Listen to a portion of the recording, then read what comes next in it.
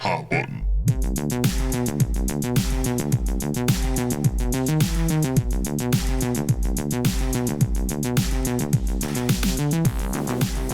So back in July of 2021, the three of us recounted the history of the Unity game engine, an undeniably important tool in the evolution and development of tons of digital software, both directly related to our industry and not.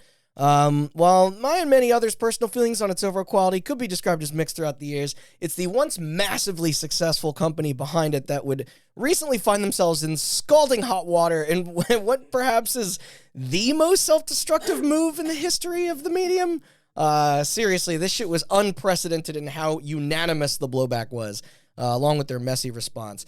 Which is why it was formally decided during our big annual update episode this past November that the only true way to cover the scale of said aforementioned controversy is for this revisit to warrant its own complete follow-up, separated from the 100 or so different topics we've tackled previously.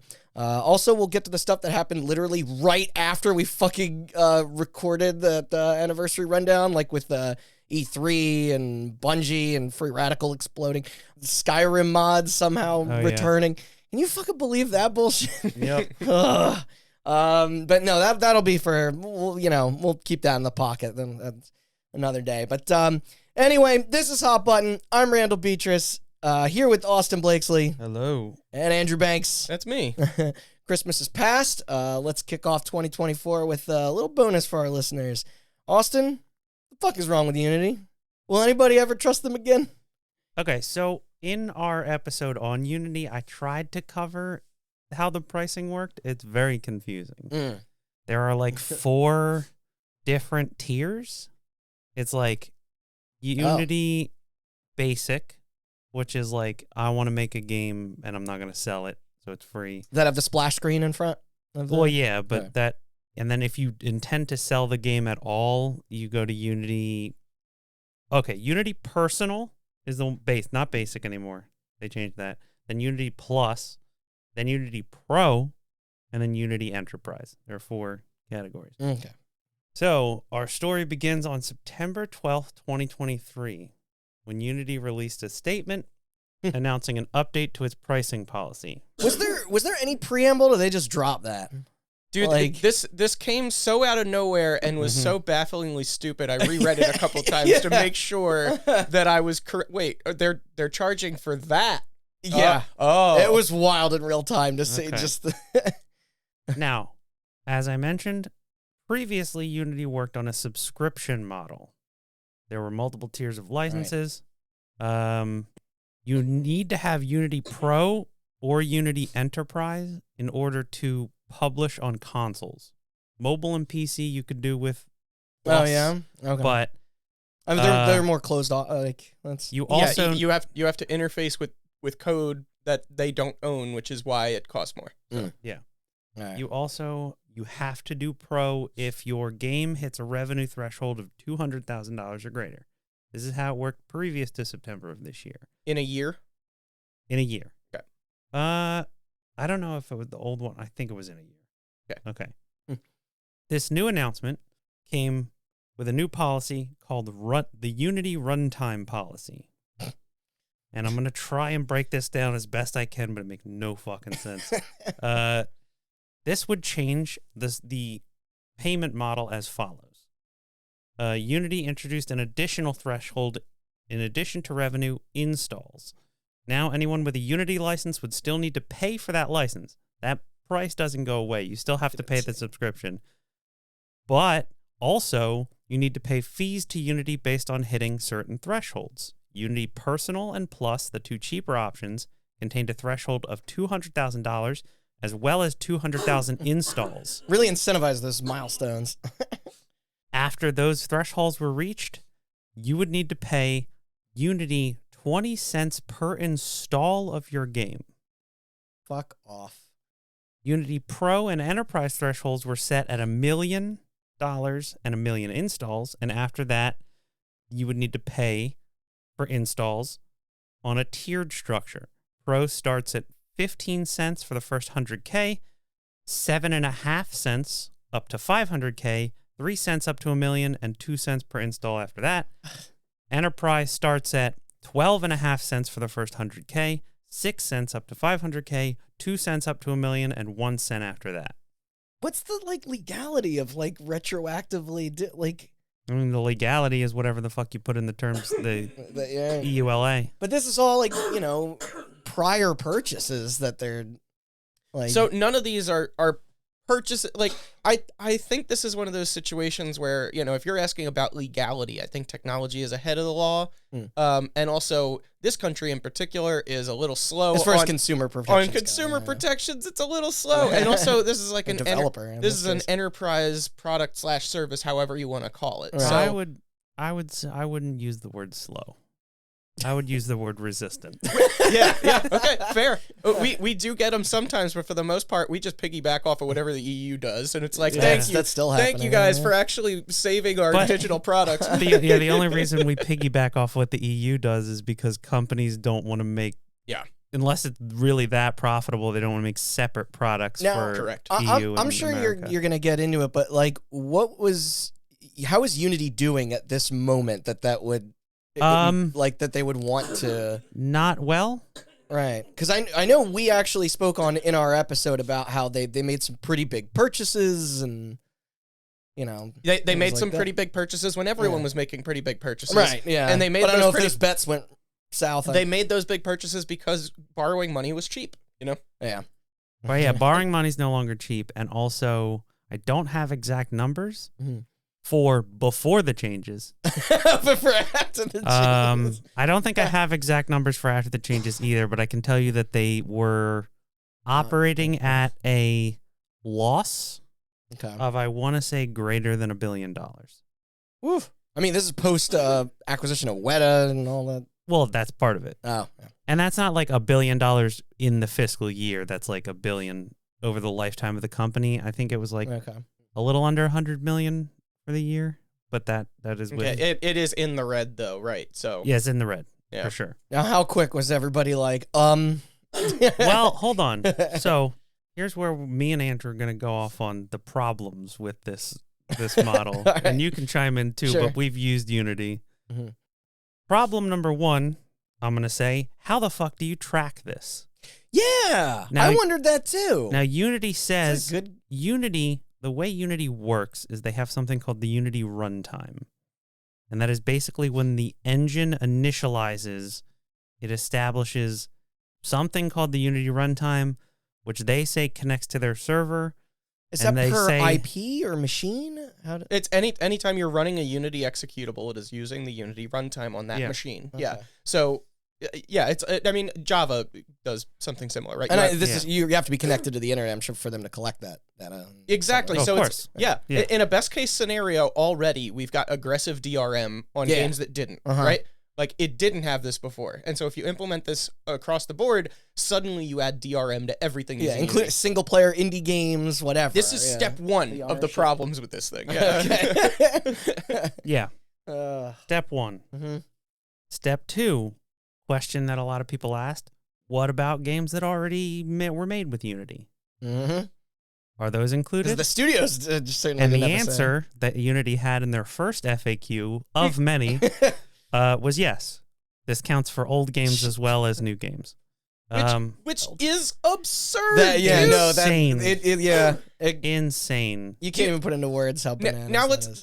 Okay, if we're gonna do this back and forth call and response of here's what this introduces as just a technical specification, and then here's the problem that I'm gonna bring up with it is like, oh yeah, well now suddenly you've got monetary incentives that changed for a whole bunch of games that were already released. Yeah. That now, for whatever reason, if those terms are different and don't work out well, you are pulling games from sale. Much like, with all these streaming issues where it's like, oh yeah, well, we can't relicense this stuff, so now we're going to pull stuff from our library.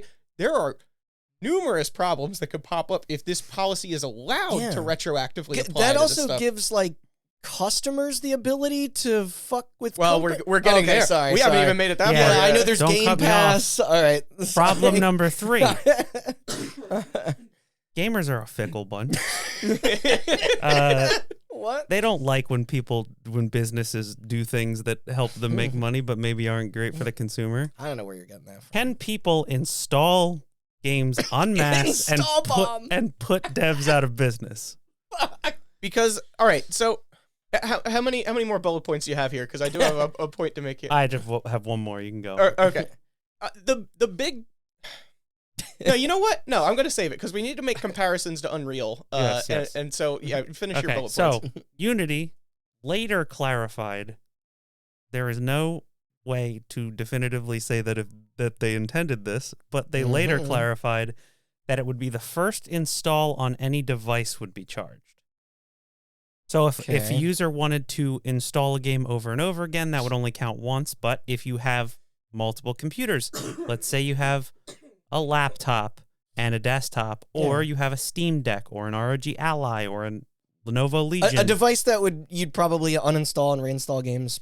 Like, right, but regularly. they're saying like if me and Andrew have a Steam Deck as well as a desktop, Andrew also has right, a like secondary. you have dual boot. Not that you use it that often, but theoretically, if you were to install the Linux version of a game and then later install the Windows version of the game, it might count that separately. Yep, and then the Steam Deck would be a third, And then the Steam Deck would be a third. And Yep, then, or if I'm just visiting somebody else, I'm like, hey, check out this game. I didn't bring if I my come to entire- your house, I and didn't install just a sign game- in. And I didn't bring my entire desktop with me. You've got one here. That's silly. We'll just install it on your desktop. Don't worry, they're footing the bill. And Right. Well, exactly. It's so now like they had to have thought this through because that's just too. well. So we'll get to that, I guess. But it's like Oh, they thought it through. Okay. So whenever you pay like a subscription fee before everything became a subscription fee, a subscription was a recurring cost to the person providing the service. So the customer pays a recurring cost. So now what happens if you're retroactively applying this to games is that you paid a one-time fee to incur a recurring cost to the person who provided you the product, which is now out of sync, right? Like they can't always provide this at profit anymore. Yeah. Which again is why they get pulled because their incentives for selling it are gone. So maybe now this is a good time to interject with what I was going to say about Unreal, right? Is because Unreal's policy, and I'm going to simplify it a little bit, but their policy is that hey, you make a game and you sell it, and we don't have any of the subscription business. We don't have any of these tiers. If you want, you can negotiate a different pricing structure, but and that's like a bet that each side is going to make as far as like how much money your Sales game is going to numbers make. But otherwise, 5% of your revenue goes to Epic, and you keep the other 95 minus taxes and fees from other sellers or whatever, right? Yeah. So just 5% revenue is what Unreal costs. Now, some people might look at that and say, well, that's rent seeking, like they didn't do 5% of the work of a $100 billion grossing game, They did. Arguably they did. Sure, but it's like, hey, did they like, okay, if you make a $100 billion grossing game, did they do $5 billion worth of work? And then on an indie game that makes $1 million, right? Did they do $50,000 worth of work? Right? I think I got that math right. Yeah. But it's like is the amount of work that they did different depending on those two things? So why are they charging different fees? Right? It's like so people might call that rent seeking. But here's the difference: they give you the engine for free up front. Right. So if you try to make any kind of analogy where it's like, oh yeah, you buy a car and then they if you're an Uber driver, the car manufacturer takes 5% of all the revenue you make. Which it's I'm like, sure Elon Musk would love to do with Tesla. right. Sure. Yeah. Give him time. He'll try it. He'll But it's try. like the difference here is that you're not getting that car for free up front. Right. So what makes this business model make so much sense for Unreal and why no one really throws a fit over it is because your incentives are aligned. Right. Unreal makes the engine good so that your product can sell so that they can take a cut. Yeah. Makes and sense. So everybody wins. the more they improve their engine, theoretically, it means it should be faster for you to get your project going, or it should have enough features to realize a thing that you couldn't easily do on your own. So again, the more they succeed, the more you succeed, and vice versa, right? Yeah. That's why it works. Symbiotic relationship. But when you have this thing tied to downloads, a thing that a developer cannot control what their customers do with it, and if they do, then you're introducing a new use case that is going to drive customers away, and that's if their stupid DRM works. Is there any This is also to like thing like comparison you could make to another company? Andrew said that's- Java does this. Java has a runtime environment. Like Right, but that's not applicable to this. And this. No, and they that. don't. They No. don't really charge. they don't charge Yeah. because what it costs are they incurring? Exactly. It doesn't cost Unity more for a user to install your game Yeah. 20 times. Right. Yeah. But in a typical service that you were paying Mm-hmm. a subscription for, there is a monthly service that they're providing that costs them money, and then you pay a monthly subscription fee to cover that plus some profit. Right? Yeah. But again, yeah, exactly. Mm-hmm. Like there is no additional cost on Unity's end to serve another runtime via download, right? Like even if you're downloading that directly from Unity, which in a lot of times you're not, you're No. downloading it from Steam or something like that. That's you being know, packaged by the installer or the Yeah. compiler and then exactly. put into an installer. Right. Yeah. So like that's the difference. Like Unity is not going out of their way to do a couple of pennies worth of work for each time you download the installer. So why is each install charging, somebody more money? In this case, the developer, which they would try to pass on to the customer, but there's no mechanism for that. So it's just like, and everyone immediately sees the problems with this, which is why I said I had to reread this several times. It was like, you can't be serious. Andrew posted this, and I just sat there typing out a message and like looking back and forth, monitor to monitor, being like, "Did I get that right? Like, is that really what's happening?" It's baffling. And devs were Yes. understandably Well, shocked. we'll get to the devs in a second. Okay. I got two more. I lied. I got 2 more bullet points as to what's the problem with Lay this. it on us. I mentioned in my Unity episode that Unity has a very large market in mobile. Yes. A lot of mobile games are made with Unity. Definitely. Like a lot. Because it's one thing to make a game on like Unreal or, I don't know, Frostbite or CryEngine or whatever, any of those other games, and port it to the separate consoles. The engines are designed to handle that. At the time Unity came out, that wasn't a thing for mobile. And it's very useful for mobile because Apple and Android have very different ideas of their app ecosystems, how they're developed and whatever. So Unity is like the leader in mobile games, and there's a huge market. I mean, we're talking, one of the most profitable games of the past decade, Genshin Impact, made on Unity because it's got to work on desktop, it's got to work on mobile, And they got to talk to each other. And you have to consider the fact that, like, to use Genshin Impact as an example, right? If I'm an Apple guy and I have Apple products, Like I that got commercial, all the Apple products. I got an iPhone, I got an iPad, I got an Apple TV, and I've got a Regular Mac. Justin Long over here. Yeah, exactly. That's 4 charges now Yeah. that they have to incur per customer. Like if Yeah, somebody just like Genshin multiplies, Impact is like, well, we want you to play on desktop and mobile. It's like, okay, desktop, mobile, tablet. Console. All of those Very cross nice. over. You have them all. That's 4 installs. And so that was a big, like, saying like, I have a desktop and a Steam Deck is one thing, but Yeah. like mobile is entirely different because you also have to consider that, like, for Genshin Impact, who's clearly hitting these revenue thresholds every year Yeah. because Sure. they're selling their waifus.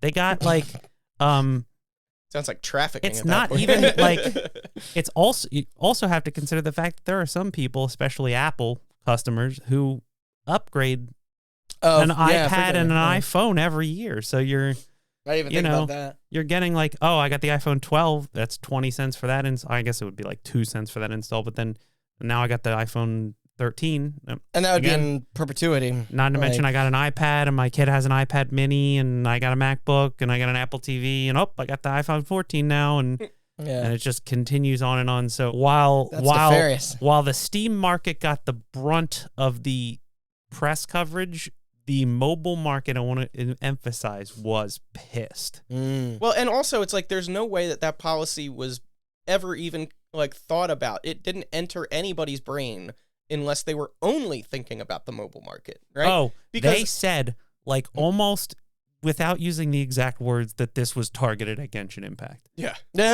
Like, this Really? policy was Wonder how they targeted felt to get about more that. fucking money out of Genshin.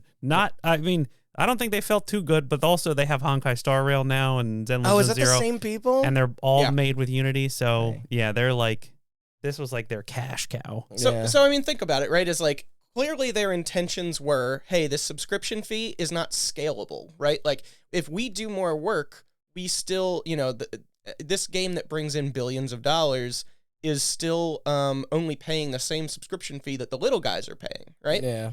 And it looks like they're like, okay, how can we make this more scalable? So that way, it's kind of like the reverse way of thinking about how to make the incentives align, except instead of it being like, well, when we make a good product, you make more money, so then we get more money, right? Instead, it was when you make a good product and you make more money, then we should get more of that money. Yeah. Right? Like they're from their perspective, they're like, how can we get more Genshin Impact money? So it's like they went about It's it like changing the rules of a game when you're a kid so that you win. Oh yeah, like it is definitely that. It is definitely that. But it's like, yeah, if their problem was they needed it to be more scalable, they could have just copied Unreal's business model Exactly, yeah. verbatim, and it would have gone over so much And you could better. have copied it less, right? You could have done like Unreal charges fucking what, 5%? 5%. Could have done 3. Yeah. There you go. You're better than Unreal. 3.5 even, you know, Yeah. bump that up, like whatever. And it's like, and that also has benefits for the customer too, because then they don't have to buy this subscription product up front, right?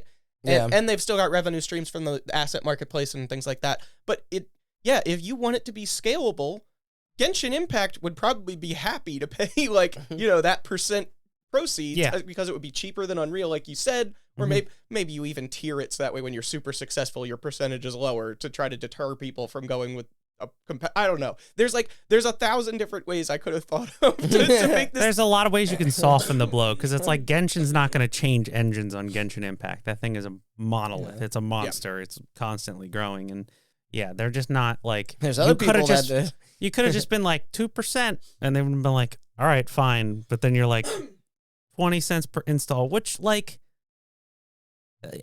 To your point from earlier, 2% of $1 billion is probably more than 20 cents per install. It's just an ass backwards way to do it. It's also like if we're talking about it scaling with somebody's success too, it's like, this is like one of those correlation does not equal causation sort of things, right? It's like, a really successful game is going to have a lot of downloads, but in any free-to-play game, 95% of the population never pays a dime. Yeah, that's what I was So it's like, so you're still charging them for something that they're not directly getting compensated for themselves, which still makes this math harder for anyone to reconcile into something that you can be comfortable with.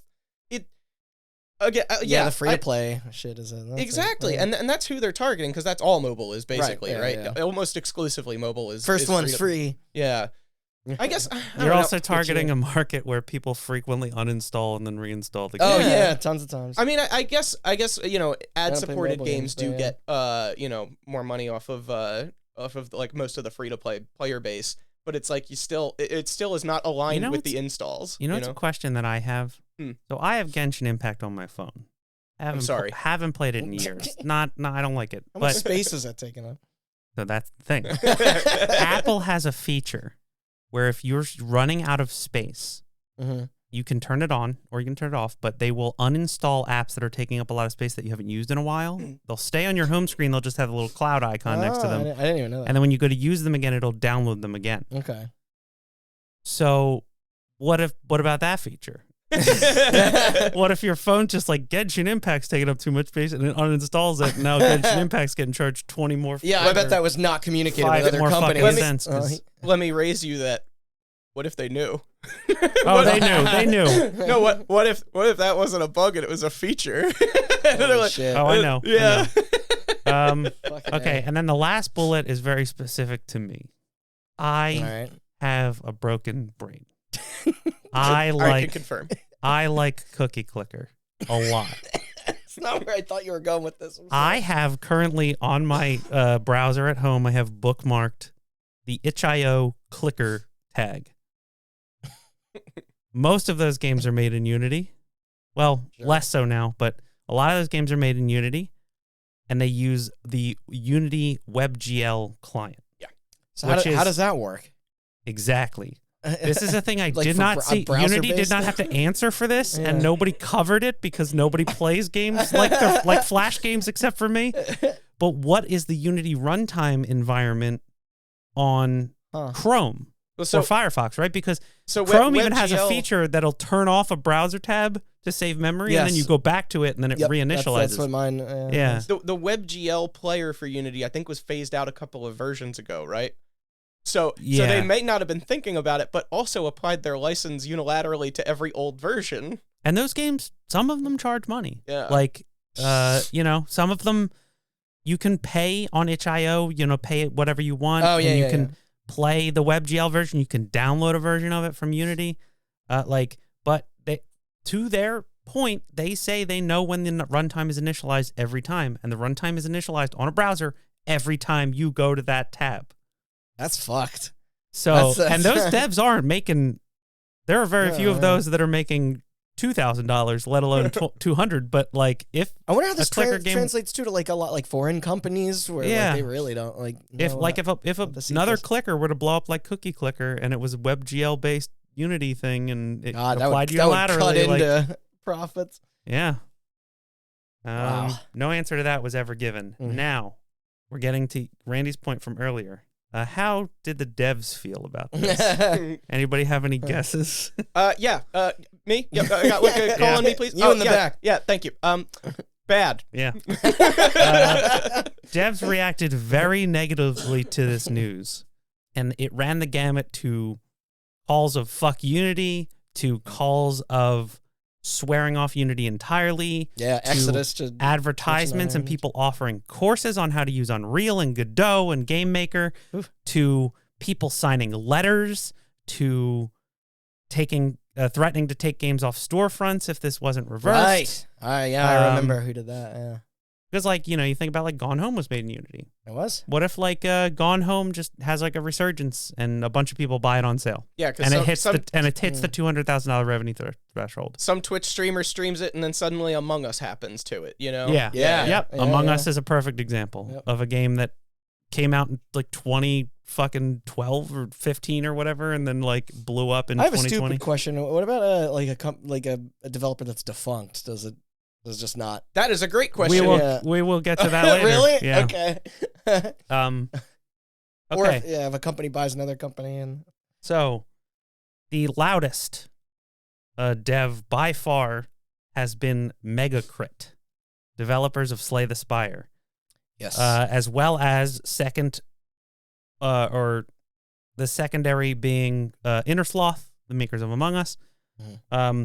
Both released statements swearing off Unity in perpetuity for the future, talking about making All their games and future other products, all everything, future yeah. projects are moving off of Unity.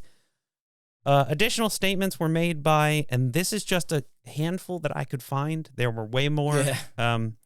Additional statements made by Cult of the Lamb dev Massive Monster, Wizards with a Gun dev Galvanic, Totally Accurate Battle Simulator dev Landfall Games, and Floppy Nights dev Rose City Games. Yeah. Additionally, a bunch of mobile devs, as I said, too many to name here. Literally, I read the letter, who rely on Unity's ad service to support their games, because Unity has an ad service, like Google Ads or. Okay. Well, and that was part. Maybe I'm jumping ahead in your script, but I think that was part of maybe not their initial pitch, but maybe their first pivot was that, oh yeah, we'll waive the install fee or lower it if you use our ad service instead of a competitor's. I think this was a direct response to this, because a bunch of mobile devs, we're talking like 50, companies that like crank out Unity games. We're talking like these, you don't go to these devs pages and they're like, hey, we made X. It's like, here's a list of our games. It's like it 100 doesn't of fit on your monitor. They all turned off Unity ads so Unity would get no cut. And signed That's an open letter to Unity saying that they would be turned back on when this decision was reversed. Okay. I know a couple of these guys like donated to other engines, like isn't that what the Cult of the Lamb people did? Or? Hold on. Okay. I will get to that. All right. That is in the follow-up section. Now, there was my favorite response, and I'm going to read this verbatim. It's a tweet from Aggro Crab. They made Going Under. They're also doing a game called Another Crab's Treasure. Tweeted sigh, and then one of these. Oh, is it black text on a yellow background? Oh, yeah. Those poor. Okay, and I'm going to read this verbatim. I love seeing those Try not portfolios. to interrupt me because this is quite long. All right. Okay, today, Unity, the engine we use to make our games, announced that they'll soon be taking a fee from developers for every copy of the game installed over a certain threshold, regardless of how that copy was obtained. Guess who has a somewhat highly anticipated game coming to Xbox Game Pass in 2024? That's right, it's us and a lot of other developers. That means Another Crab's Treasure will be free to install for the 25 million Game Pass subscribers. If a fraction of those Yeah. users download our game, Unity takes a fee that puts an enormous dent in our income and threatens the sustainability of our business. And that's before we even think about sales on other platforms or pirated installs of our games, which is a thing I forgot to bring up in the problem section, or even multiple installs by the same user. This decision puts us and countless other studios in a position where we might not be able to justify using Unity for our future titles. If these changes aren't rolled back, we'll be heavily considering abandoning our wealth of Unity expertise we've accumulated over the years and starting from scratch in a new engine, which is really something we'd rather not do. On behalf of the dev community, we're calling on Unity to reverse the latest in a string of short-sighted decisions that seem to prioritize shareholders over the product's actual users. I fucking hate it here. Aggro Craig Games. So they like, that's what I was wondering. I think I brought it up a little bit earlier, but did Microsoft ever comment on it? Yeah, so in light of this Because kind Game of stuff, Pass is like their entire business model. well, keep in mind that too, would very much be affected. keep in mind, like, so much of this was happening so concurrently too. So there's Yeah. going to be some overlap and crosstalk on some of these ideas. Yeah. Yeah. But it was like people like Microsoft and Devolver being like, "Hey, engine choice matters when we're talking about contracts for things." You know? Yes. Yeah. Because and also, I mean, there's Publishers. been some reporting that maybe maybe the Game Pass and PS Plus deals are not as lucrative as they were. In these days, but a game like that was already contracted a while ago, right? Yes. And I mean, it's like, that's how like Rocket League was discovered. so they're locked into this business decision that made plenty of sense at the time, and now all of a sudden, an unspoken business partner is just like, They had by the nothing to way, do with it, yeah. Unity Jeez. responded to this by saying, number one, don't worry about pirates. We'll figure that out. Which they didn't say how, but they'll. Oh, right. I forgot about this Yeah. next part because it is hilarious. Go on. And also, they explained that the fees that they're charging would be charged to the distributors, AKA Publishers, Microsoft. console meaning plat- that yeah. Microsoft, Sony, Nintendo, and potentially So Steam fucking well. They were like, wait a would minute. pay per install. Wow. To which all of Which they I, were to saying, which I wrote LOL. Yeah, No, they aren't. Yeah, Yeah. The fucking yeah. It's like suddenly new Game Pass tier. Not get, a chance. Get Unity games, an extra 2 cents per install. Oh, that would be funny. Well, that's the thing. Because that would never work, they just would stop bothering. They with wouldn't. Unity Yeah, games. they just wouldn't make those deals anymore. Yeah. Yeah, they would just have a clause that your game can't be developed in Unity in the Yep. contract. Yeah, or they just Oh, vet them manually. Like who does that?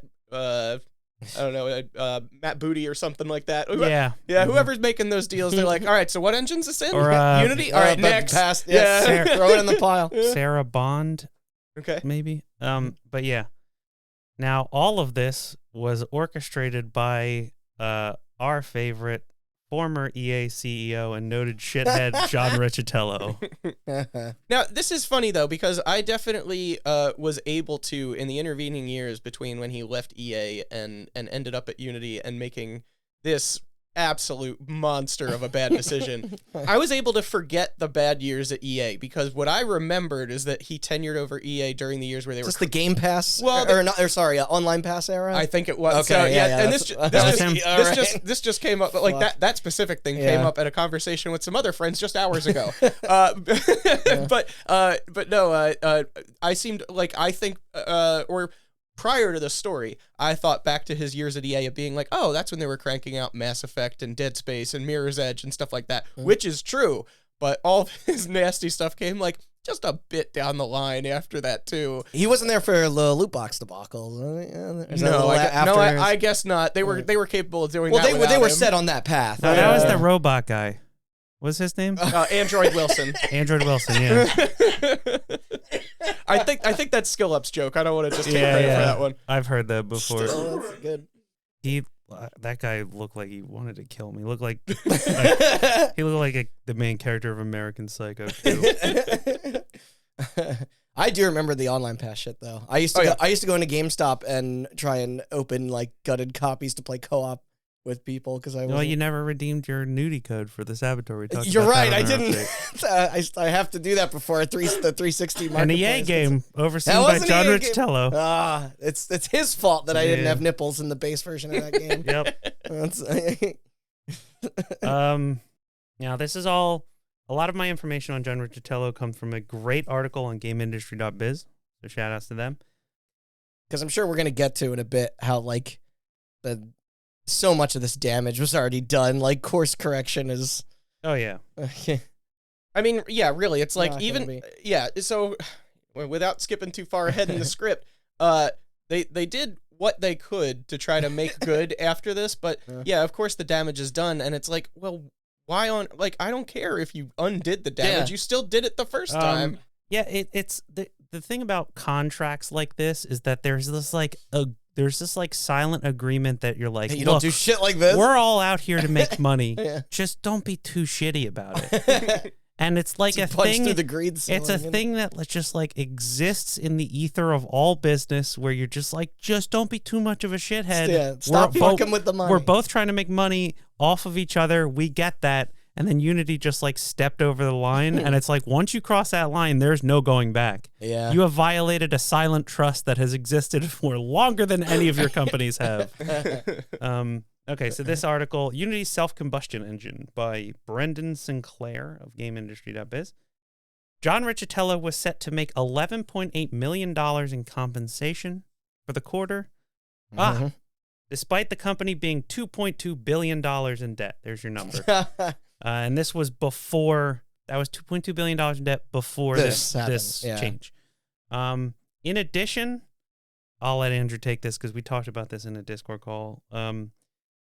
He is accused of selling stock before the announcement happened, knowing that the announcement was coming and that would be unpopular. That's not legal, is it? Well, a practice that can be considered insider You're trading, yeah. which is illegal, and he was already investigated by the SEC for doing so in his time at EA, which was part of the reason he left EA. What a chump. So is this where you like me to? Like, Yeah, you're talking about like the So cycle. There is a way to do this legally, Reputation, right? Because a lot, and CEOs in particular. tell that to the guy that made Sonic the Hedgehog. He's Well, Japan's laws are different. okay. Sorry. Not only that, but that one would have been illegal here too.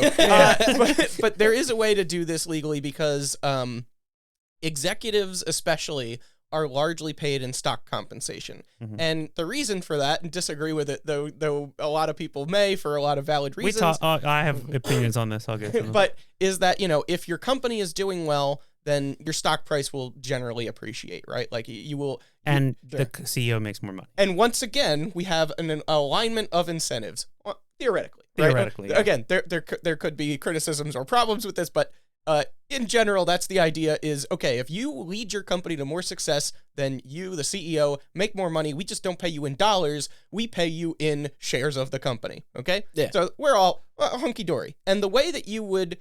you're not going to buy groceries with stock, okay? You need to change that into dollars, which means you need to sell some stock, but you also can't do insider trading. So what you do is you schedule it months ahead of time and be like, hey... I don't actually remember what the schedule is. It might be 3 months, it might be 6. We're planning something big. No, not even. No, you have to say, hey, I am scheduling this 6 months down the line. I'm going to sell this many shares. Okay. And then theoretically that schedule... But don't those decisions change based on like what's in the works? The idea is whatever that threshold is, I think it's 6 months. Whatever that threshold is, it's supposed to be far enough away that you would avoid steering clear of whatever major decisions you're making. Or at least getting a magnifying glass also, on you or raising eyebrows. You are unable to like back out should things go south. Right. Yeah. Right. So it's like you are paying whatever the price is in the future. Hope it's higher, which means that you should be acting in your company's best interest. Yes. Yeah. So what I did here after these initial allegations is that perhaps everything was on board. Yeah. It sounds like maybe this was just part of that regular scheduled things. The optics of it sure aren't great. People were I wasn't trying to get conspiratorial, but people were calling for an SEC investigation. I get why. It didn't actually happen as of right now, but all right. The thing I wanted to say, which I said to you when we were talking about this, is that the problem with this method of like CEOs being paid in stock options and stuff like that is that it leads to a problem that a lot of companies have now where there are methods that are not just make your company better that will raise your stock price. And it leads to short-sighted thinking because the idea being like John Riccitiello, CEO of Unity for life. So the more Unity does better, the richer he gets.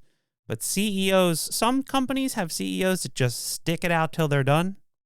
And some companies have CEOs that are there to just inject steroids into that stock price and then get the fuck out. And there's a lot of short-sighted thinking in a lot of those companies where they're like, I scheduled my stock options to be sold 6 months from now, so I need that stock price as high as fucking possible, and I'll do whatever. I've got 6 months to do it. Yeah, I'll cut fucking employees so that our profits look better. I will do stock buybacks, like all of this shitty stuff. Change the logo to just jack up the price by the time their scheduled sale goes through, rather than look out for the best interest of the company, because it leads to much more short-sighted thinking, I think.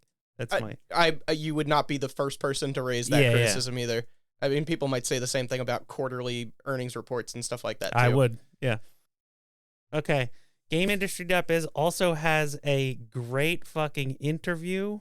They call back to an interview with John Riccitiello in 2015, near the beginning of his tenure, where he stated, I was about to ask when he started. Unity was not in the business of nickel and diming its customers. Which that is a quote, and they are quite literally nickel and diming. No.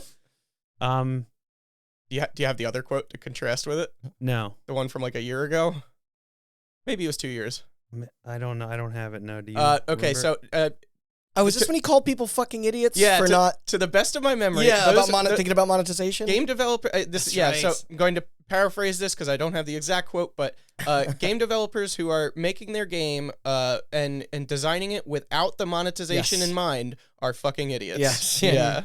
Which he did eventually get bullied into rescinding that statement, but only after. But that also was such a recent quote too. It's very relevant. You can see where this line of thinking was. It's very funny to put it up against his recent actions that he just took, especially when you go back only to 2015, not that long ago, really. No. When he's like, "Nah, we're not going to nickel and dime. We're all in this together, man."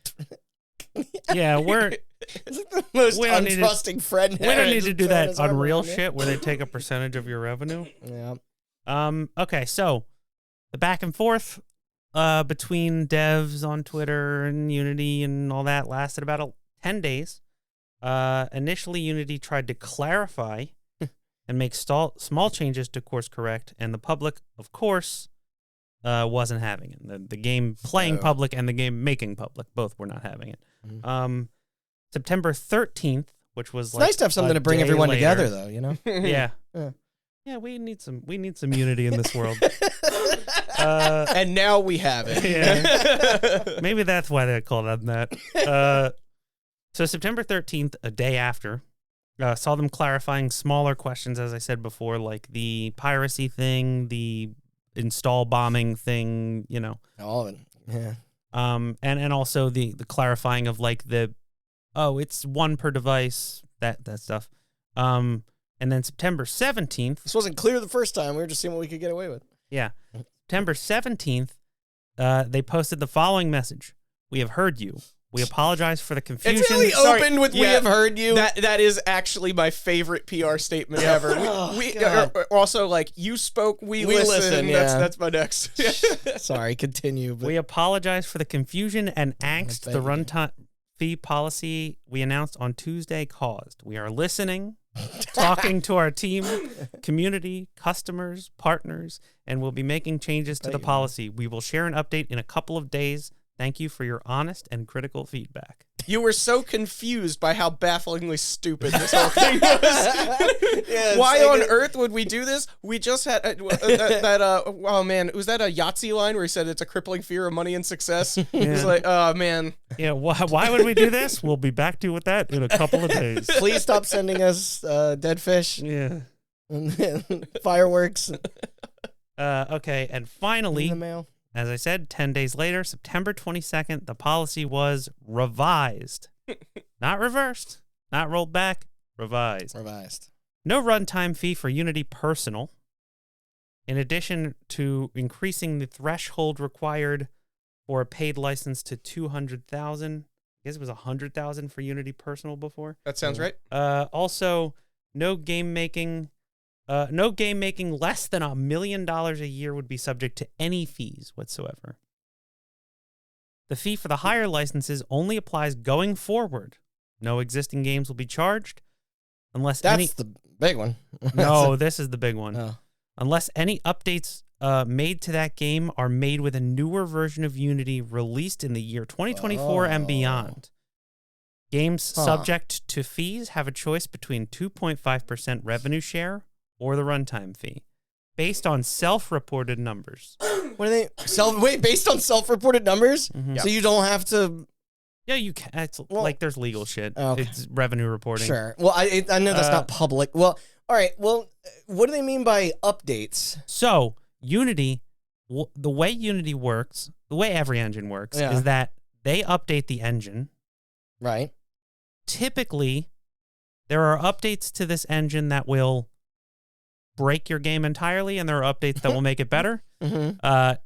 That's basically like, it's not an easy task to port from Unreal 4 to Unreal 5. It might not even be an easy task to port from Unreal 4.1 to 4.2, but it's probably beneficial for you to upgrade to Unreal 4.13 from 4.1. Especially if it's an ongoing like multiplayer game or something. They're adjusting like rendering pipelines and shit like that, things that'll help you. Adding features, fixing bugs, and sometimes in doing one or both of those things, the way that they used to do something doesn't make sense anymore, so it is deprecated, right? They no longer do things that way, which means that if your code was using that thing that is now deprecated, then you have to change how it works. So sometimes things break. And it's like, yeah, you kind of just accept the good with the bad. It's like, well, I really need this thing to not break my textures on this level, so I'm going to upgrade the engine, and that's going to cause some headaches, and it's going to take us a few weeks. And maybe I know that from experience. But you know, that will happen. It's just part of it. It's now how the world works. Here's the problem with this. I mentioned this in my Unity episode. Unity no longer does numbered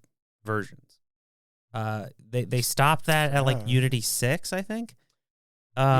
Well, I think Unity 6, in quotes I'm putting, I don't think they ever had one called Unity 6. I think that's when they started just calling it with years, which is where you're going with that. Yeah. Like so Madden? So it's like this is Unity 2023 point whatever instead of like Unreal's 4 versus 5. Because Unreal 4 and 5 are not, there's not a year between the two of those. There's years. Yeah. There's an entire console generation between the two of those, you know? For real. Unity, however, does updates yearly, like more than yearly, but like Unity 2023 version versus 2024 version, their big updates come yearly, and they'll add like lighting changes and shit like that. And so typically like a game that comes out maybe like say this year, like 2023, might be made on like Unity 2020 or 2021 version, because that's when they started development. You don't typically like upgrade to the bigger changes. But we're talking about a year when Unreal 5 exists and is like, and it's picking up traction, picking up steam. Yeah. So you don't really want to disincentivize people to use the older version of your engine to not be charged revenue share. So it's like, are a bunch of devs just going to be like, I mean, I guess, you know, it'll be harder to get a 2023 version of Unity in 2024, but like, it's possible, and you can start development of a game in 2024 on the 2023 version. You can find their old versions, like they have a page for it. They try might. they might not know. Do their best to scrub that. Well, so it's like, it was always kind of buried in the website because they want you to use the latest one by default. But it's like sometimes it's like, oh, this thing I need to do in my game specifically does not work with this new feature you add because this new feature is bugged, so I need to go back to the old one. And that page does exist. But maybe they wouldn't want to have that page around if they are making way more money on the newer version. Yeah, who knows? And this is, you know, and this leads to, like, despite the changes, the devs have spoken, and this isn't good enough, right? Like, you're now incentivizing people to stop using newer versions. You've also clearly demonstrated that you have zero problem with just flipping a switch and changing the terms of service. At any point, yeah. So it's who's to say that you start development on Unity 2025 and then by the end, risky. and then by the end of 2025, project and you change it fucking again. Yep.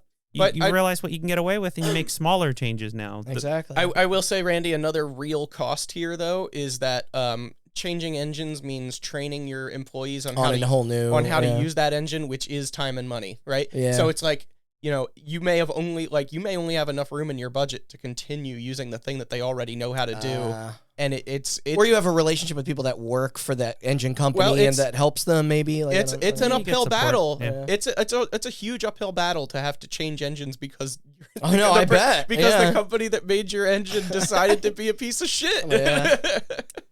I guess Um, it's just more like starting a new thing going forward. Yeah. Yeah. But- Well, devs have said a lot of devs have said as much that they will not be using Unity going Yeah. forward. Yeah. But it is a cost. It is a cost analysis thing. Like, can we retrain? I forget And, which like, some title it was. There it was a game that they said we were switching engines and Slay the Spire. oh, that is, and Yeah. they're still going. Oh yeah, Forward- I'll get okay. to that. All right, yeah, They're The sticking to it. because it's like a their lot guns. smaller dev teams will be more agile in retraining than larger dev teams will be. Not only that, but Megacrit was blessed with one of the most successful indie games ever. Yeah, so they got money. they've got some. They can make that decision. They've got some walking around money. They can afford to throw a year into the fire and then take another one from Fair there enough. and then start over, right? Yeah. Because they can be resolute and be like, no, you broke our trust. Yeah. And other people might be like, we're still at your mercy because we can't afford to do something else, Make an example out of them. Sets a precedent for Yeah, other, but Megacrit can afford it, and they're probably not happy about having to do it, but they Oh, can. yeah, I'm sure. But they can do it, yeah. Many devs have gone on record as saying that they are looking into options like Godot, GameMaker, UE5, Mhm. stuff like that. Depending on, I guess, the scale of your game changes your needs, but there's options. Unity ain't the Yes. only game in town. The trust is Those officially broken. conversations are- And as such, 2 weeks after these changes were made in October, beginning of October, John Riccitello officially retired, big air quotes Big, there, yeah. from his position as CEO and chairman of Unity. James Whitehurst, former CEO of Red Hat, was made the interim CEO. The company is looking for a permanent replacement, and Riccitello will also stay on to ensure a smooth transition whenever a new CEO is appointed. Unity's stock price took a hit, falling from a high of $48 per share in July to $39 after a bad earnings call in the beginning of September. Right before this, all the way down to $25 per share in the beginning of Ooh. October. Woof. So half? Yeah. That's Yeah, that's like half. Yikes. It is currently at $40, so it is going That's back kinda, up. It's just Um, that Futurama bit where they're announcing the changes and you watch the stock price behind them. yeah. And our last update on Unity, this is from Ash Parrish at The Verge. On November 9th, 2023, in a Q3 earnings call, Unity announced losses, surprising, as well as saying they would, another air quotes, likely be performing layoffs as a cost-cutting measure. Weird. And this is a direct quote from the Verge article. Pay for it. The company says it is assessing its product portfolio, quote, to focus on those products that are most valuable to our customers, and is, quote, evaluating the right cost structure that aligns with the more focused portfolio. It plans to make changes during the fourth quarter, and they will likely, quote, likely include discontinuing certain product offerings, reducing the workforce, and reducing office footprint. The company expects to complete its changes before the end of Q1 2024, so March. All right.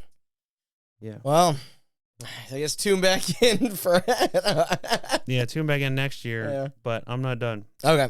So this is a little fun section. That's the end of the Unity stuff. This is a little fun section. The other engines I like fun. have Wait a minute. responded. Did you get the Weta stuff in there? No. Oh, so they after they bought Weta, they officially spun that back off or something like that. And I think they were Well, there's like a difference between Weta Digital and Weta Imaging or something. I think we got to look this up. We got to Okay. pause and look this up right now because I believe they got spun back off and then maybe purchased back by the original owners or something. No, is that really? They may have like lost money on it and then had them go. I need to see what happened to this again. This is an article from November 29th, 2023. That's recent. Nicole Carpenter at Polygon. Unity purchased Weta Digital in 2021 in a $1.6 billion deal. Yeah. Unity is laying off 265 people, or 3.8% of its workforce, as it undergoes a company reset. It sucks. It's not their All- fucking fault. No. All 256 laid-off workers were part of Unity's Weta Digital division. Alongside the layoffs, Unity is closing 14 offices and ending an agreement with Weta FX, the new company made of the legendary VFX teams owned by Peter Jackson. Yep. It's been in place since the Weta Digital acquisition. Yeah. I knew they had different, Yeah. So Weta FX announced that it will attempt to hire as many of the team as possible in a move to expand its research and development capabilities. And Unity will keep the tools it acquired, which will be available to Weta FX. Unity's need to refocus its efforts on its core business and change its relationship with Weta FX was not something we had planned for, Weta FX said. Maybe you plan should have planned for it. That partnership did not last long without issues, man. That was We are endeavoring to hire back as many short-lived. crew as we can. However, there may be a few roles that will not be able to accommodate within the new structure. So, yeah. So Weta got their payday, is Yeah. going to get some, but not all of those people back working for them again. A lot of those people just got screwed yeah. in Yeah. this What did Unity intend to do with them again anyway? Just They never specified. specified. It was just, I mean, It was in a direct competition with Unreal. right, because Unreal was getting into visual effects for film and cinema and stuff. Yeah, So- Unreal. It was a big thing when the Or when Matrix came out. Yeah, Matrix used Unreal, Mandalorian used Unreal, a lot of stuff, a lot of Disney stuff. So you used were Unreal. seeing their logo. Yeah, on there were projects. news articles where the Mandalorian was made entirely in Unreal Engine 4. Yep, It's yep. like, okay. So I think I think you're right. I think that was Unity And just then being Unity was like, we'll show you a Mandalorian. We'll buy the Lord of the Rings people. And then they fucked that up like they fucked everything else up. Okay. We're going to talk about other engines now. Yay. On November 21st, 2023, Yo-Yo Games, creators of the game engine Game Maker, who is Hotline owned, Miami engine. who is owned by the browser company Opera. Did not know that. I didn't know that. Strange. Announced that the engine is now, quote, free for non-commercial use. Cool. And this is a long statement. We have a special gift for our community this Thanksgiving. From now on, Game Maker will be free for non-commercial purposes on all non-console platforms. At the same time, to meet the needs of hobbyists and indie developers, we're introducing a new one-time fee, a commercial license that is replacing the current Creator Indie subscription. Nothing changes for developers targeting the consoles. Our enterprise subscriptions remain the same. Why this change? To say thank you. Since we joined the And Opera no other reason. yeah, well, hold on. Since we joined the Opera family, Game Maker has seen a threefold increase in its active users. Lots of young people trying to make Game Maker games. Yeah, I Over think about the influx of 6,000 that. games were published on our own service, GX.Games, and as a result of the product evolution, Game Maker is now better than ever. And a bonus, it can now also be used to create animated live wallpapers that can go in the Opera GX browser or directly in Windows. It's about time. That's just the start, though. All our asset bundles will now be free for everyone. We have seen other platforms making awkward moves with their pricing and terms, so we thought, Awkward. Man. what if we They did will the- not be named. We don't really know any off the top of our heads, but I just nebulously. I can imagine the faces that they're making. Like they're like, Yeah. Guys, I didn't put Unity in there, but you get it, right? Yeah. Okay, got it. What if we did the opposite, something that could actually be good for developers? Our success is measured by the number of people making games, so here we are. Happy Thanksgiving. The new pricing structure reflects Game Maker's commitment to making game development more accessible and flexible. The free version serves as an entry point for beginners. A one-time commercial fee is for the curious ones, and the subscription-based enterprise tier provides a scalable option for more experienced developers and professionals. Oh, and if you're already an existing subscriber, you may be entitled to a free commercial license or a discount. Check out our FAQ for details. Neat. Yeah. Do you have an update in there about Godot? This is the one I'm most personally interested in, having barely worked in it at all, Yeah. but I really like what Godot is doing. I like the cut of their jib, you know? So they got into a little bit of hot water, but we'll get into that in a second. Now, Godot, I have a couple game devs responding about Godot. Randy alluded to this earlier, but many game devs pledged additional funding to Godot in a pledge to abandon Unity and move to Godot. Megacrit, developers of Slay the Spire, participated in a game jam called the Jump Ship Game Jam. I want to see if you can figure out what the theme of that That's one was. cheeky. Yeah. And Megacrit participated. They made a game called Dancing Duelists on October 17th, which was a test game made entirely in Godot within the time of Game Jam. In a Steam announcement about it, the studio said, due to recent events, the Megacrit team has been looking for an engine to migrate our next big game from Unity. So we've been working on this little game for a few weeks now to acquaint ourselves with Godot, our new official engine of choice.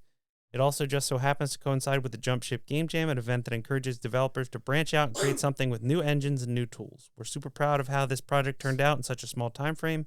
We'd love for you to check it out. If you want to try it, it's available for free on itch.io. I played it. It's okay. Indie publisher Nullwave also joined Godot as a sponsor in a pledge to... Not familiar. Yeah, they did. The only thing I know they did is Tape to Tape. Oh, okay. That came out last year. Yeah. The hockey hockey game? Yeah. Or Relogic. that was this year. The devs of Terraria. This year for the recording. Last year for when it goes live, probably. Yes, sorry. Real-time correction. Relogic, the devs of Terraria, Mhm. also got in on the sponsoring Yes, fund. I saw their quote floating around. Yeah. And then this was my favorite. Richard Curie of The Register wrote an article about devs John Warner and Trevor De Silva, who developed games together under the moniker Moonstruck. They created The Fall. Remember that game? Not Oh, really. yeah. Yeah. I mean, I remember it being pretty, Mhm. like Okay. people liked it. Yeah. But they created their own game in a week to try and test out Godot. The game is called Install Fee Tycoon, and it is a clicker that is exactly what you think it's about. And here's a quote from the pair that developed the game. The most hilarious outcome here is to get into a point where if we had built this on Unity, we would have owed more money than we made. So we're going to launch the game for the lowest price Steam will allow. For the lulz, of course. It's at And- 3 cents. Hold on. Yeah, I mean, you probably get down to one, right? I don't know. And we're going to track installs. We'll then publicly share install information as well as what we would owe Unity in this case. But not only that, we're going to seed a pirated version and track those installs.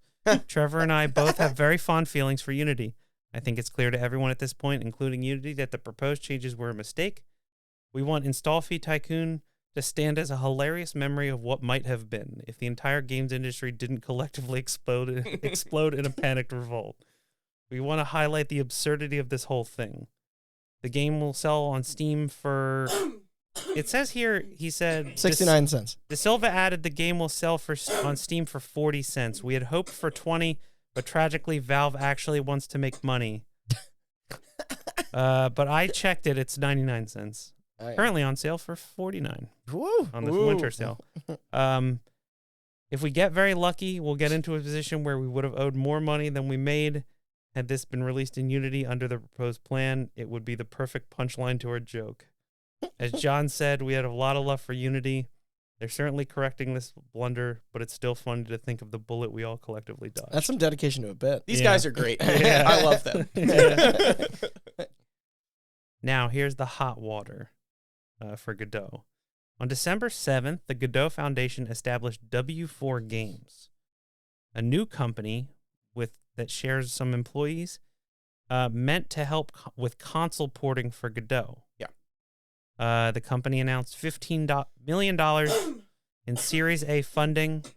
Also on December 22nd, 2023, they announced console pricing structure for, I guess this W4 Games is like a support studio if you want to port Godot games to consoles. So, yeah, you know the reason for that, right? No. Okay, so Godot is totally open source under MIT license. Yeah. That I knew. So, yeah, you can do whatever you want with this, right? Like, there are other...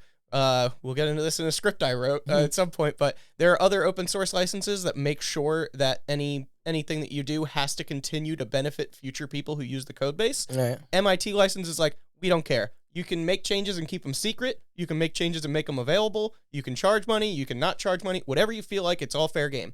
But because of that, console ports require the use of code that is incompatible with this license, right? Sony's code, Nintendo's code, Microsoft's code, that they cannot legally include with it. So what they had been doing is they mentioned a couple of partners that they had worked with in the past, and they're like, you can hit these guys up, they'll help you, port the game to consoles.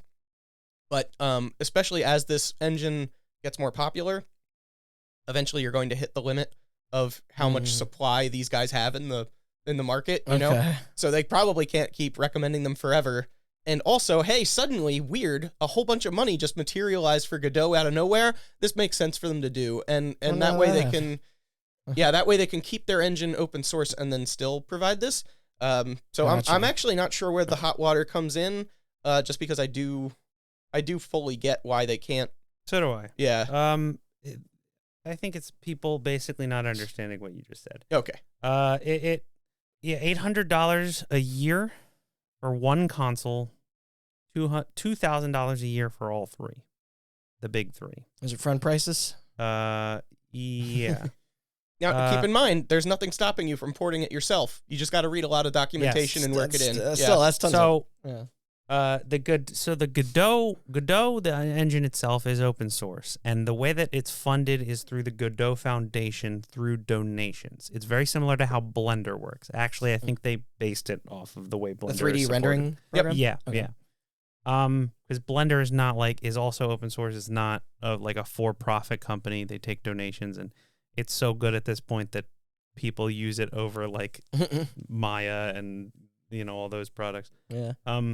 People were upset because they thought that this was them trying to pivot, I think, from the Blender model of like open source, nonprofit, donation based to company with shareholders.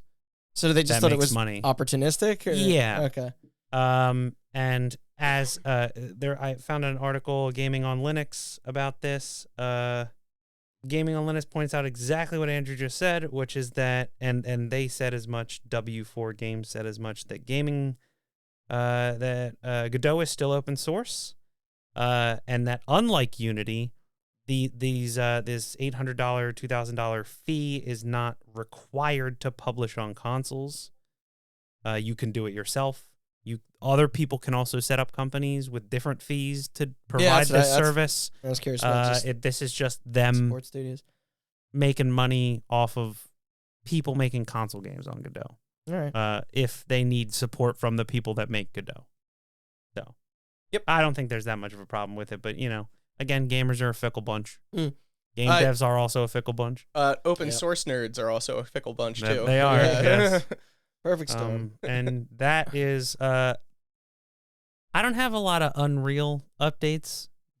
Unreal 5 is killing it, and I don't think Epic. I think Tim Sweeney's too busy trying to sue every fucking platform holder under the sun to worry about what Unity's doing. His hands are full. What do you call it? Is this am I quoting am I poorly quoting Sun Tzu when I say if your opponent is making a mistake, don't interrupt them? Right? Yeah, so that's a good. So of course Unreal shouldn't change anything in response to you just throw your hands up and just go, hey, we're still here. By the way, you guys all knew that. Maybe that's the only thing you do is just be like, by the way, stick a finger up.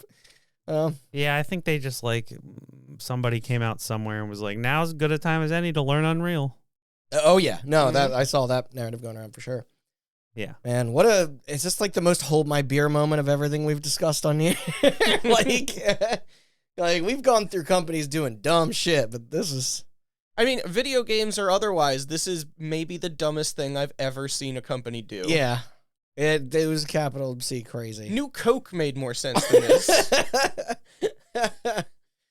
It's just this thing of playing with the big boys.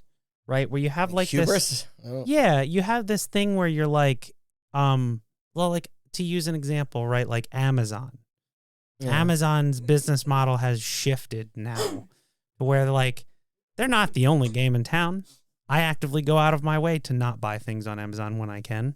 But the way Amazon treats the customers and also the sellers, it's just it's shifted so much because they're fucking Amazon and they can do whatever the hell they want. Yeah. They're established. they're the king. And you come at the king, you best not miss. To quote Omar from Do you The think Wire. they had the foresight that there was going to be some push, but not They to had to this have. level? Like, I can tell there you, had to have been meetings where like multiple people on that staff were like, you don't know what this is going to do to us. Like, so 100%. I know Yeah. from social media, from current and former Unity devs who have posted about it. They're like, believe me, everyone at the company was pushing back at this, man. and they still went through with it anyway. can you imagine like we're like being prepared for it? Of just like today's the day. This is gonna Yeah, this isn't even You- like a case of yes men, right? Like they Yeah, knew, yeah. like people were like, no, this is a bad idea. No, it's a case of the money people not listening to the no, the- precisely. like, I don't want to say creative people, the engineers because it's like nobody.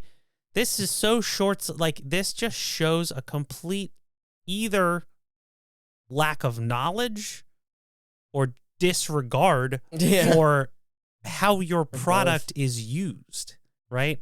And it's like That's what I mean. There's a complete the fundamental people who misunderstanding. make of Unity what know how Unity is used. You actively, like, if you're a big company, say Genshin Impact people, Yeah. making a Unity game, you're in direct contact with Unity as a company. Totally. Like, you get direct support from them. They know how you make your game, and they help you make your game. And this was just like the money. Yeah, this is like Andrew said. There were people within that company just being like, "Nope, don't do that. That's awful. That's the stupidest thing you could do." And then they're like, "But what if we made more money?" But yeah, it's Oh, just like man. it's a thing where, like, you think about like the amount of like companies now that have to get like, they're like, we're Airbnb, we're disrupting the fucking hotel industry. And it's like, you fuck up once, people will go right back to hotels. There's another option. That's Yeah. how this market works. It's all cyclical. You fuck up, DoorDash, you fuck up, like, people will just go get their own food, Mm-hmm. Not yet, they don't. I know. I can tell you from experience, people still do it anyway. But I I know. don't know. Someday they'll I mean, learn. yeah, you have to fuck up royally. That's the thing. Yeah. It's This like, was royal fuck up. Oh yeah. yeah. But it's like, it's the thing where it's like, you thought you were Amazon. Yeah. But you're Just fucking, misread you're there. not. Like, Yeah. you're not even the biggest game in town. Yeah. Unreal is. Yeah. In terms of third-party engines, and if you're not at the And scale, like brand awareness. yeah, and if you're not at the scale of companies who use Unreal, then people know more about fucking, like, I mean, people know just as much about GameMaker, and especially Godot's been getting a lot of traction. So it's just like this thing where they're just like, dude, we're like so integral to game devs that, like, we can do whatever we want, just make a bunch of money. And then the game devs are like, no, you cannot. We will tank our companies to switch engines to fuck you over. Do not test us. We will bite back. Yep. Yeah. What do you think Indeed. was dumber, this or the Juicero? Did you say? That came up on our recap because of the company Fuse Project who designed it also designed the Oh yeah. the Ouya. Oh yeah, yeah. Mhm. Um. They're still around. This. They're still yeah.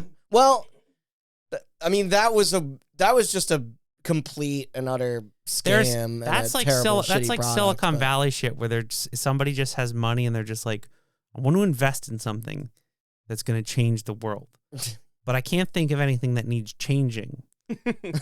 So I'll just invent a problem that nobody has and then fix it. That shit happens all the time. This is like This is igniting your own empire, though. yeah. Like, this is it's- like you this know, is like the crumbling of an empire is an being esta- like there was an hubris, established, just like- completely tanking a company that, for the most part, Randy's feelings on the engine aside, like Unity. I said it in our old Vindicated, episode. yeah. Unity is a good was a good company before they got they were Yeah, respected. Yeah. Nobody wants to vindicate Randy's opinions. I'll tell you right now. So and we still won't. yeah. Yeah. Look, and not even I predicted this shit. This has nothing to do with the quality of the engine. This just has to do with the business Maybe if model, the engine was worth it. which we did I know, cover. I know. We did cover on the episode when Unity's like acquisition of that weird spyware company and all that shit. Like they've Right. been Yeah. pivoting into Forgot about weird that. shit for a while. Speaking of covering, I didn't mean to allude in the opening with we will get to them other subjects eventually. So stick around to next fall to hear our thoughts on those. Yeah. Everything else in the recap. Mhm. But I don't know. Any closing thoughts? I'm just in awe at how Yeah. stupid it was. Really. It was funny because we did our update, Yeah. and then we did our Game Awards episode. And I remember, I think I brought it up to one of you or both of you.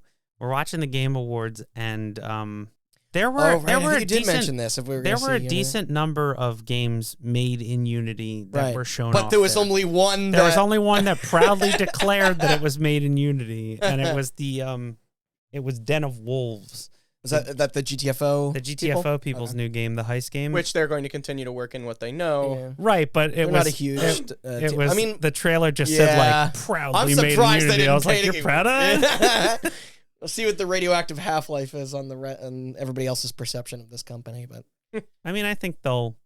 I'm sure they'll survive. But Yeah, people will forget. People will continue to make Unity because it might cost too much to change, but also, well, we'll know the full results of this like down the line. Like, oh yeah, you know, years like from now. yeah. So Godot right now is where Unity was over 10 years ago at this point, right? Yeah. So humble beginnings. yeah, so I mean, like, there's they're starting to get some banger hits like Golden Idol and Cassette Beast that are coming out in Godot. I didn't know and- Golden Idol was that, man. Yeah, so Yeah. Wasn't Cruelty Squad? I think that might. I think so. Yeah. think that So was- it's like, that yeah, was- I thought they're that was they're Unity.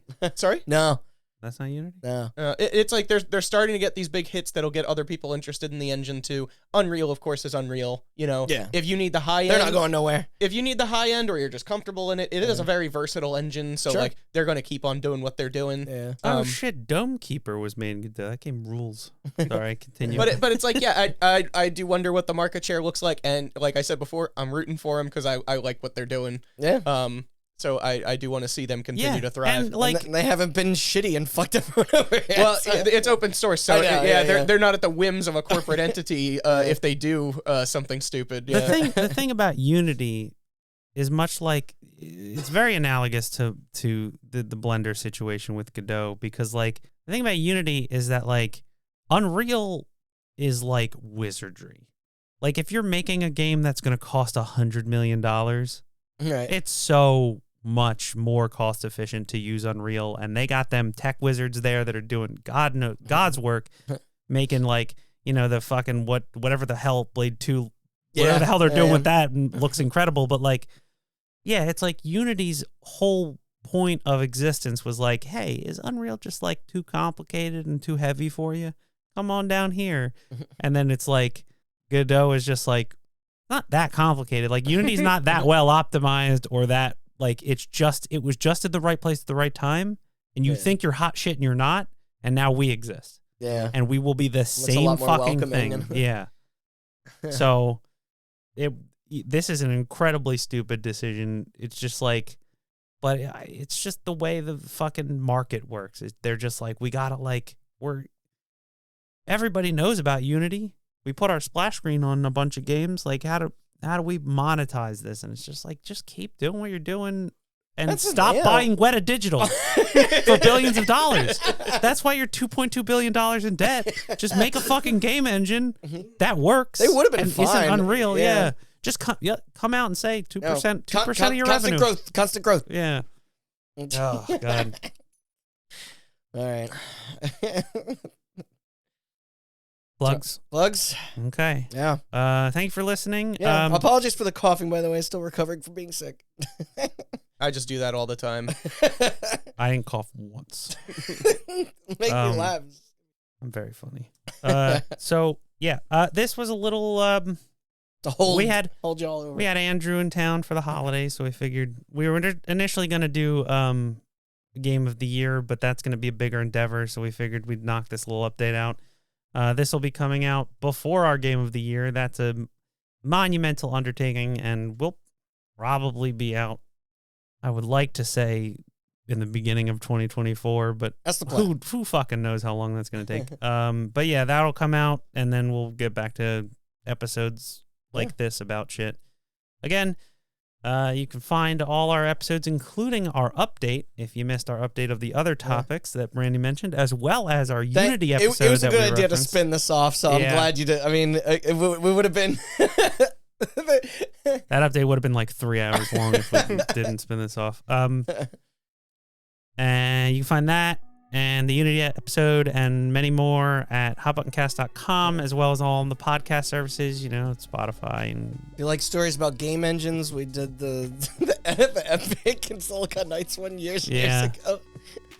I want to do a Frostbite episode at some point. Yeah.